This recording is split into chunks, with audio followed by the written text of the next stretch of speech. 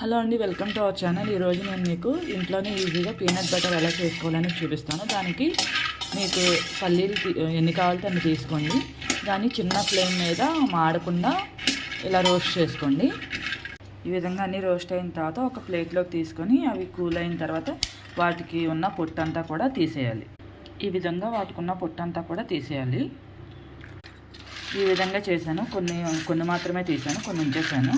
ఇప్పుడు వీటిని గ్రైండ్ చేస్తున్నాను. ఇందులో ఇప్పుడు నేను నెయ్యి వేసుకుంటున్నాను, ఒక 2 స్పూన్స్. ఇలా 2 స్పూన్స్ తీసుకున్నాను. ఇప్పుడు ఇందులోకి బెల్లం వేసుకుంటున్నాను. దీన్ని ఇప్పుడు గ్రైండ్ చేసుకుంటాను మళ్ళీ.